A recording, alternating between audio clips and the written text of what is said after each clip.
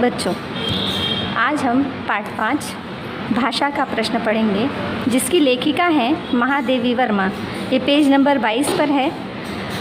महादेवी वर्मा का परिचय पढ़ते हैं। हमने देखा है कि प्रत्येक पाठ में, कोई भी पाठ हो, उसमें पहले लेखक या लेखिका या कवि इनका परिचय दिया हुआ होता है और उस गद्य से संबंधित जानकारी हमें दी गई होती है। तो मैं सबसे पहले ये कहूँगी बच्चों कि अपने हाथ में पेंसिल रख लो, क्योंकि तुम देखो ये मेरे भी पाठ में मैंने भी जहाँ जहाँ जो उल्लेखित शब्द हैं जिन्हें हमें याद रखना है या फिर जिनका हमें विग्रह करना है, वो मैंने लिख कर रखा है। तो वैसे ही आप भी लिख कर रखोगे तो साथ में हमारा व्याकरण भी साथ साथ होता चलेगा। ठीक है, तो देखते हैं हम लेखिका परिचय। महादेवी वर्मा, इनका जन्म सन 1907 फर्रुखाबाद उत्तर प्रदेश में हुआ और मृत्यु सन 1987 इलाहाबाद उत्तर प्रदेश में हुआ। महादेवी वर्मा जी छायावादी कवियों में प्रमुख स्थान रखती हैं। इनकी रचनाओं में पीड़ा, दर्द, रहस्यवाद, प्रकृति चित्रण यत्र तत्र सर्वत्र यानी सभी जगह पर दिखाई देते हैं। इन्होंने गद्य और पद्य दोनों विधाओं में अपना समर्थ लेखन दिया है। दोनों प्रकार की विधाएं उन्होंने लिखी है, चाहे वो गद्य में हो यानी पाठ के स्वरूप में, निबंध के स्वरूप में हो, या पद्य यानी कविता के स्वरूप में हो। इनकी प्रमुख कृतियां हैं ठाकुर जी भोले हैं, आज खरीदेंगे हम ज्वाला, ये बाल कविता संकलन है। स्मृति की रेखाएं, मेरा परिवार, अतीत के चलचित्र, ये रेखा चित्र है। यामा, रश्मि, निहार, सांध्य गीत, दीपशिखा, सप्तपर्णा, ये कविता संग्रह है। तो ये गद्य से संबंधित जानकारी भी हम प्राप्त कर लेते हैं। ये जो पाठ है ये भाषण विधा में लिखा हुआ है, यानी ये एक भाषण है जिसमें लेखिका ने भाषा के महत्व को स्थापित करते हुए इसे आलोक की दीपशिखा, आलोक यानी प्रकाश, प्रकाश की जो दीपशिखा है वो बताया है भाषा को। भाषा के अभाव में, जहाँ भी भाषा न हो, विकास के सारे मार्ग अवरुद्ध हो जाते हैं। अवरुद्ध हो जाते हैं मतलब रुक जाते हैं, विकास रुक जाता है, प्रगति नहीं हो पाती है। भाषा के माध्यम से ही व्यावहारिक जीवन का लेन देन सहज और सुकर बन पाता है। सहज और सुकर यानी सरल बन पाता है। महादेवी जी का मानना है कि विविध भाषाओं ने अपने देश को समृद्धशाली बनाने में महत्वपूर्ण योगदान दिया है। हमारी भाषा ही है जो हमारे भावों को या हमारे विचारों को एक मार्ग दे पाती है, ताकि हम दूसरे व्यक्ति तक अपने भाव, अपने विचार व्यक्त कर सकें। ठीक है, तो देखते हैं हम यह पूरक पठन। भाषा का प्रश्न। भाषा मानव की सबसे रहस्यमय और मौलिक उपलब्धि है।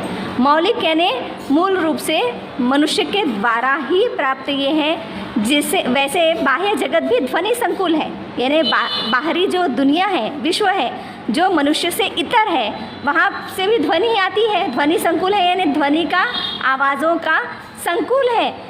और मानव जगत को भी अपने सुखद और दुखद जीवन की स्थितियों को व्यक्त करने के लिए कंठ और स्वर प्राप्त हैं।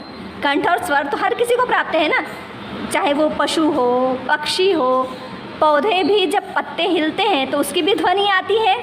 नदी जब बहती है तो उसकी भी ध्वनि आती है। यानी ध्वनि संकुल तो कई जगह हमें हमें सुनाई देता है, हर जगह से आवाज़ें आती हैं, लेकिन वो आवाज़ें किसी भाषा का स्वरूप प्राप्त नहीं किए हुए नहीं होती है ना, वो तो केवल ध्वनि है।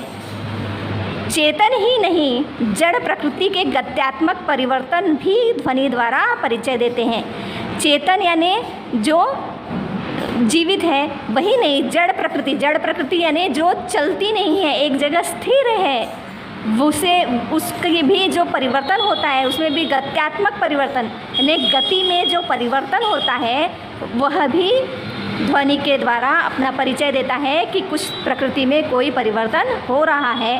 वज्रपात यानी बिजली गिरना, वज्र यानी बिजली, पात यानी गिरना। वज्रपात से लेकर फूल के खिलने तक ध्वनि के जितने कठिन कोमल आरोह अवरोह हैं, निदाघ के हरहराते बवंडर से लेकर वासंती पुलक तक लय की विविधतामयी मूर्छना है, उसे कौन नहीं जानता। यानी बिजली गिरने से लेकर फूल खिलने तक की ध्वनि के जितने कठिन या कोमल, कठिन यानी बहुत ज़ोर की जो आवाज़ होती है उसको कठिन स्वर कहते हैं, और कोमल जो मधुर स्वर है उसको कोमल स्वर कहते हैं। आरोह यानी आवाज़ का चढ़ना, और अवरोह यानी ध्वनि का उतरना, यानी ध्वनि का जो स्तर जो है वो कम होता है उसको अवरोह कहते हैं, और आरोह यानी ध्वनि का ऊपर चढ़ना। निदाघ, निदाघ यानी गर्मी, भीषण गर्मी जब होती है ना उसको निदाघ कहते हैं। उसके हर हराते बवंडर यानी जो चक्रवात अंधड़ चलते हैं ना खूब गर्मियों में, रेतीले तूफान जो चलते हैं ना उसको कहते हैं बवंडर। वहाँ से लेकर अंधड़ जो आंधियाँ चलती हैं, वासंती पुलक यानी बसंत ऋतु की को में पुलकित कर देने वाला जो ये वातावरण होता है उसे कहते हैं वासंती पुलक तक के लय की अलग अलग विविधतामयी यानी अलग अलग मूर्छना है, जो परिवर्तन है उसे कौन नहीं जानता। मूर्छना यानी सातों स्वरों का जो चढ़ उतार है वो कौन नहीं जानता।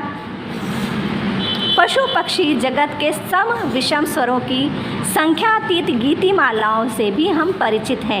यानी पशु पक्षियों की आवाज़ें भी हमें सुनाई देती है, परंतु ध्वनियों के इस संघात को, इस समूह को, ठीक है, संघात यानी समूह को हम भाषा नहीं कहते, क्योंकि इसमें अर्थवत्ता नहीं रहती।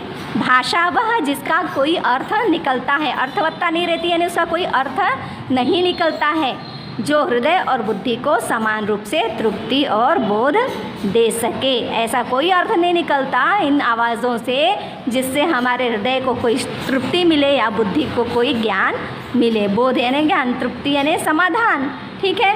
तो ऐसा कुछ भी हमें प्राप्त नहीं होता है, ठीक है। इतना हम अच्छी तरह से समझ लेंगे।